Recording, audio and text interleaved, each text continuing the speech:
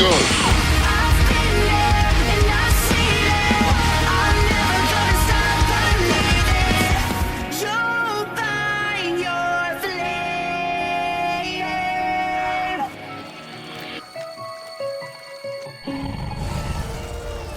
Elder Dragons are no joke. Instead of behaving more like animals, like most of the other monsters do, these final bosses literally represent natural disasters, each one having their own theme, having differing fighting styles, strengths and weaknesses, without counting their ultimate moves, which go off if you don't prevent them from activating it. Monster Hunter feels like a game that's made of boss rushes, so it makes perfect sense that the game ends in a boss rush. 1 to introduce you, 3 to challenge you, and 1 to stop you. Hi, my name is Ash, and today I'll be tackling Monster Hunter World's Elder Dragons. So, first we have... For Negigante, I want to discuss a point that I did not touch upon in my last video, simply because it wasn't really relevant to it. Aside from being an amazing fight, Negigante is a predator of Elder Dragons, as well as being the key to the future Elder Dragon fights. The true standout here is his weapon, which has a property called Elder Seal.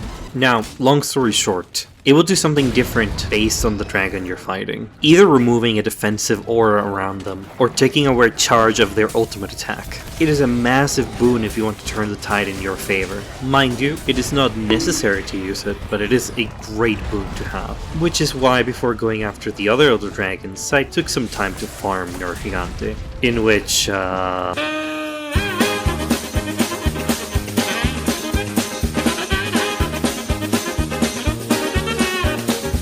yeah, he moves around a lot. If you'd like to hear more about him and the area before, feel free to check out the link in the description. And while you're down there, drop a like if you're enjoying the video, or subscribe if you haven't. It means a lot to me. Thanks!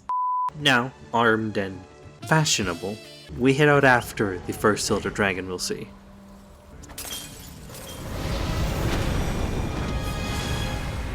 Kushala Daora. Now, this is an Elder Dragon that is entirely focused on defense. He stays mostly in the air, flying at a safe distance while pelting you with air bursts. And when he does land or you're able to bring him down, his scales might as well be ballistic plates. So you'll need to find the soft spots where you can land hits consistently. As an extra defensive maneuver, because he needed another one obviously, as you fight he will begin to build up air around him, essentially creating a force field of air that will push you away whenever you try to get close.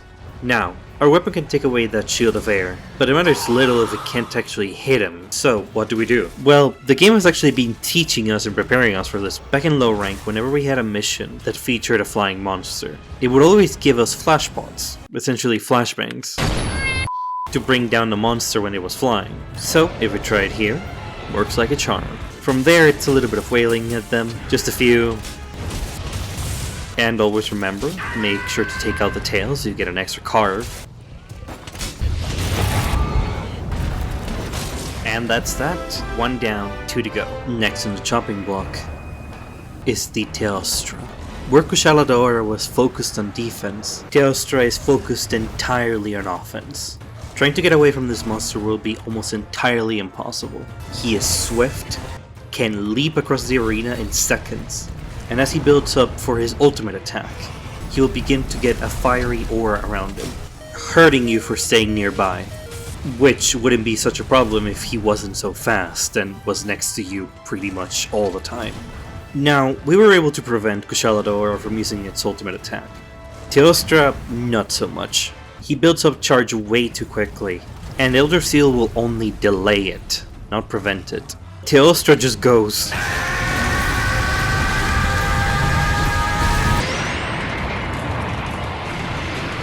But hey, we lived it. Mind you, my armor has extremely high fire resistance. You need to obviously deal a ton of damage to it, but you also need to be very careful about playing defense. He rarely flies, but when he does, you can use a flashbot on him as well to stun him and get him to fall down. The main issue is the fire aura, which, in case it isn't obvious, taking damage whenever you're near the creature, yeah, it's pretty bad. So how do we alleviate this? Here's where side questing comes into play. One of the chain of side quests that you can perform lets you unlock the Fireproof Mantle.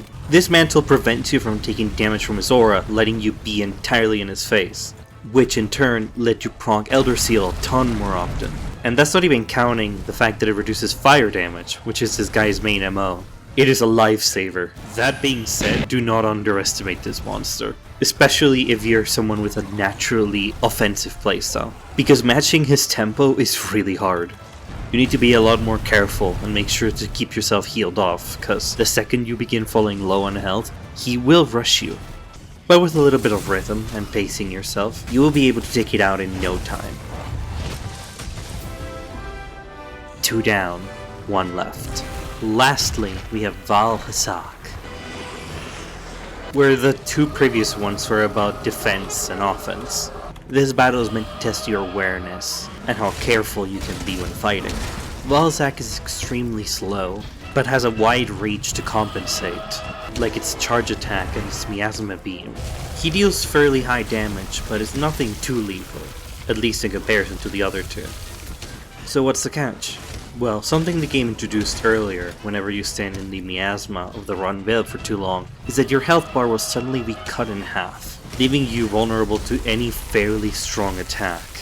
Yeah, this monster exudes this miasma, and will expel it towards you throughout all times, making it so that if you're not aware of your status effects, you will be KO'd in a single motion. Like really, you can't out-tank losing half of your health bar in a single motion. This fight tests both your endurance and your awareness. And let's not forget that you're here to hunt the monster in the first place, so you also need to balance that with those 2. Yeah, I think you can see the challenge that comes with fighting this monster. Aside from that, it's as straightforward as it goes. Dodge the attacks, pummel the monster. Aren't we forgetting something? Oh yeah, his ultimate. It gives a miasma debuff to everyone it touches, so simply play around it. A single null berry makes the effect go away, and there's a few growing outside of the arena where you find them. And bim bam boom, and it's done.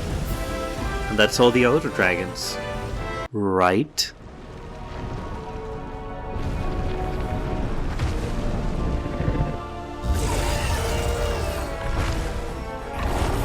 Xeno'jiiva. This behemoth of the monster will be the last thing we face in the main story of the game. I don't really need to say it, but he is massive. It moves and attacks real slowly, but its hitboxes are absolutely ginormous. So you'll need to time your dodges a lot better than with other monsters. One factor you do have in your favor in this fight is that a lot of the big attacks can be interrupted by stunning the monster. Dealing heavy damage to its paws will cause it to flinch, and whenever it tumbles, it is a lot easier to land hits on his head, which is a weak spot. But be careful sticking to it for too long, because he has a variety of attacks you can propel from it, like energy blasts or a straight up laser beam. Additionally, it can inflict you with both Dragon Blight and Fire Blight, which debuff your weapon and deal damage over time respectively. Deal with Dragon Blight with a Null Berry and just roll on the floor if you get Fire Blight. Once you've dealt enough damage, it will begin flying and head to the higher area of the arena, transitioning into Phase 2. Here, the monster will be much more aggressive. It will use its beam attacks much more often and charge you a lot more too, as well as an entirely new element that will be introduced into the fight. It can fly. Who would have thought? Unlike pretty much every other monster, it is immune to flash pods, so you'll need a different way to knock him out of the sky. Thankfully, fighting him will cause a ton of slinger ammo to drop. Hit him with 1 or 2 of them and he should be back on the ground. Take what opportunities you can to land hits on its tail. Not only is it long, so removing it makes dodging his attacks a lot easier, but it also allows you to carve it twice, which means even more rewards. Aside from that, it's a pretty straightforward fight. Simply apply the fundamentals you've been practicing throughout the entire game.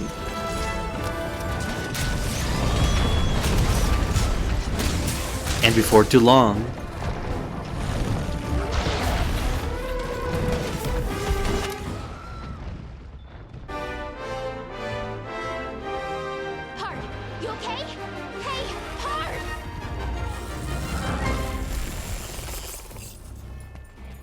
and that's that. That is what the main campaign of Monster Hunter World has to offer. I had a blast revisiting all of this. I legit didn't realize how much I missed this game. Going through with different builds was a lot of fun. There's a lot of depth in those systems, and even more once you begin grinding for decorations and stuff, without even counting the wealth of extra content the game has. And hey, Wild is not out for another month-ish, but one thing I do have access to now, which I haven't played before, is this game's DLC, Iceborne. I'll be trying it out for the first time, and everyone that's talked to me about it says that it's really hard. So I'd love if you come along with me. I'm sure there will be a lot of things to laugh at, and I hope I get to laugh alongside you all. So yeah, that's the video. Like and subscribe if I got a chuckle out of you. And if you'd like to support a bit more, feel free to comment what you liked about the video. Thanks so much for watching, and I'll see you next time.